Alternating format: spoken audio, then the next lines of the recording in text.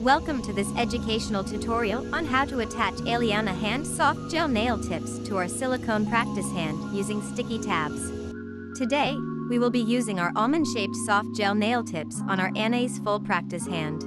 We have already inserted the base tip number 1 into the thumbs tip canal, and here are the following steps. Let's get started. Begin by selecting the appropriate size of sticky tab and peel it off the sheet. Place the sticky tab in the center of the base tip and firmly press it down, paying extra attention to the edges to ensure secure adhesion. Gently remove the clear film from the sticky tab, revealing its adhesive surface. Position the soft gel tip in the center of the sticky tab and firmly press it down, ensuring complete adhesion to the entire surface of the sticky tab.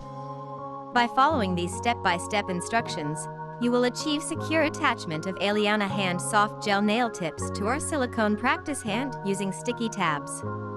Let's take a moment to appreciate the exceptional properties of Aleana Hand Soft Gel Nail Tips.